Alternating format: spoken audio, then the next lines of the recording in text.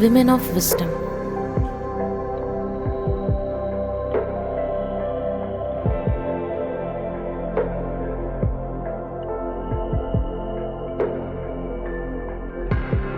खुशामदीद उंगा எல்லாரையும் women of wisdom சேனலுக்கு ஸ்வாகத் है.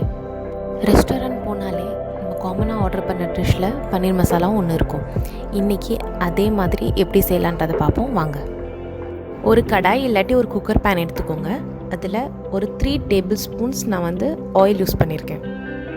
எண்ணெய் சூடானதுக்கப்புறம் 4 லவங்கம், 3 ஏலக்காய், கொஞ்சமாக பட்டை, அதுக்கப்புறம் ஒரு பாதி பிரிஞ்சி இலை இது சேர்த்துருக்கோம். நம்ம ஒரு மீடியம் சைஸ் பெரிய வெங்காயம் ஸ்லைஸாக சாப் பண்ணி நான் இதில் சேர்த்துருக்கேன். இது நல்லா இப்போ வதக்க விட்டுடலாம். இப்போ ஆனியன் நல்லா வதங்கிருச்சு. வதங்கினதுக்கப்புறம் நம்ம ஒரு 3 பெரிய சைஸ் தக்காளி அரைச்சி வச்சுருக்கோம், அதை சேர்த்துக்கலாம். பன்னீர் மசாலாவில் தக்காளி எப்போவுமே அதிகமாக சேர்த்துக்கணும், வெங்காயம் கம்மியாக சேர்த்துக்கணும். அப்போ தான் அந்த புளிப்புத்தன்மை கொடுக்கும் அந்த பன்னீர் மசாலாவில்.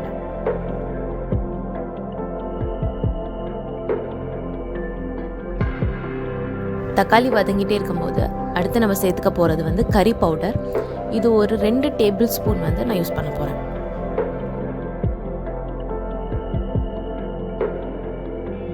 அடுத்து 1 டீஸ்பூன் மஞ்சள் தூள், 1 டீஸ்பூன் சீரகத்தூள், 2 ஸ்பூன் காஷ்மீரி சில்லி பவுடர் நான் யூஸ் பண்ணியிருக்கேன்.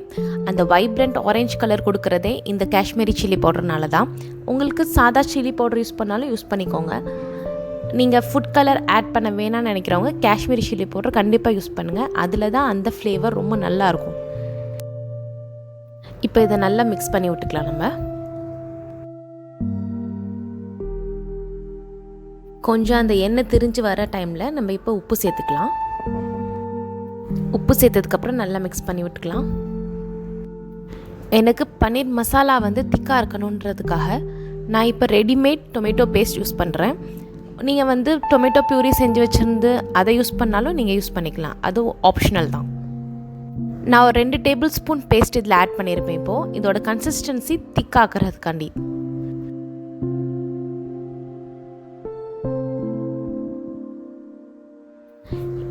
அடுத்து நம்ம ஒரே 1 டீஸ்பூன் பூண்டு பேஸ்ட், அடுத்து ஒரே 1 டீஸ்பூன் இஞ்சி பேஸ்ட் நம்ம சேர்த்துக்க போகிறோம். நீங்கள் 2மே சேர்த்து அரைச்சி வச்சுருந்தீங்கன்னா ஒரே 1 ஸ்பூன் இஞ்சி பூண்டு விழுது சேர்த்துக்கோங்க. நீங்கள் ரெஸ்டாரண்ட்டில் சாப்பிடும்போது ஒரு ஃப்ளேவர் கிடைக்கும், அந்த அரோமா இருக்கும். அது என்ன மெயின் ரீசன்னா அவங்க கண்டிப்பாக கேப்சிகம் ஆட் பண்ணுவாங்க எல்லா கிரேவிலையும். நீங்கள் கண்டிப்பாக யூஸ் பண்ணி பாருங்கள், உங்களுக்கு வீட்லேயும் அதே ரெஸ்டாரண்ட் அரோமா கண்டிப்பாக கிடைக்கும். இதுதான் இன்றைக்கான டிப்ஸ். நம்ம கிரேவி நல்லா குக் ஆனதுக்கப்புறம் இப்போ நம்ம பன்னீர் ஆட் பண்ணுறோம். பன்னீர் நான் ஃப்ரோசன் யூஸ் பண்ணியிருக்கேன். இது ஒரு 20 மினிட்ஸ் நான் தண்ணியில் ஊற வச்சுருக்கேன் ரூம் டெம்பரேச்சரில். அதுக்கப்புறம் ஆட் பண்ணால் தான் சாஃப்டாக இருக்கும் அந்த பன்னீர். நீங்கள் ஃப்ரெஷ்ஷாக வச்சுருந்தீங்கன்னா ஆட் பண்ணிக்கலாம், அது ஒன்றும் பிரச்சனை இல்லை. இப்போ நம்ம மசாலாலாம் போகிற எல்லாமே நம்ம போட்டாச்சு. கொஞ்சமாக தண்ணி ஊற்றி இதை நான் குக்கரில் ஒரு 2 விசில் நான் விட போகிறேன். நீங்கள் கடாயில் குக் பண்ணாலும் பண்ணிக்கலாம், ஆனால் அது கொஞ்சம் டைம் எடுக்கும். இது ரொம்ப சாஃப்டாக இருக்கும் பன்னீர். நீங்கள் ட்ரை பண்ணி பாருங்கள் கண்டிப்பாக குக்கரில்.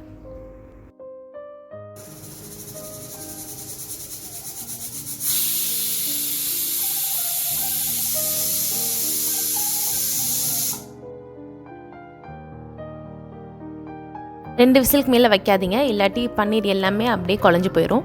இப்போ நம்ம ஸ்டீம் போனதுக்கப்புறம் ஓப்பன் பண்ணி பார்க்க போகிறோம். அந்த பன்னீர் மசாலாவில் இருக்க அந்த ஸ்வீட்னஸ் கொடுக்க போகிற கிரேவி இப்போ நம்மளுக்கு கிடைக்க போகுது. அது எதுனாலனா கேஷ்யூ ஒரு 10 எடுத்துக்கோங்க, அப்புறம் ஃப்ரெஷ் க்ரீம், இது ரெண்டுத்தையும் சேர்த்து மிக்சியில் நல்லா பேஸ்ட் மாதிரி நல்லா கிரைண்ட் பண்ணிவிட்டு இதை நம்ம சேர்த்துக்க போகிறோம். இந்த பேஸ்ட் ஆட் பண்ணதுக்கப்புறம் இந்த கிரேவியை நல்லா நம்ம ரெடியூஸ் பண்ணிக்கணும். நம்மளுக்கு அந்த திக் கன்சிஸ்டன்சி கிடைக்கிற வரைக்கும் நல்லா ரெடியூஸ் பண்ணிக்கோங்க. அடுத்து நம்ம கொத்தமல்லி கொஞ்சம் கட் பண்ணி வச்சுருக்கோம், அதை ஆட் பண்ணியிருக்கோம். பாருங்கள் நல்லா இந்த பன்னீர் மசாலா எப்படி ரெடி ஆயிடுச்சுன்னு.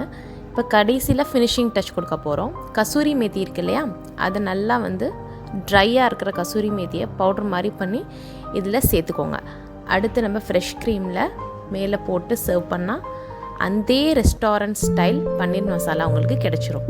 கண்டிப்பாக நீங்களும் வீட்டில் ட்ரை பண்ணி என்ஜாய் பண்ணுங்கள்.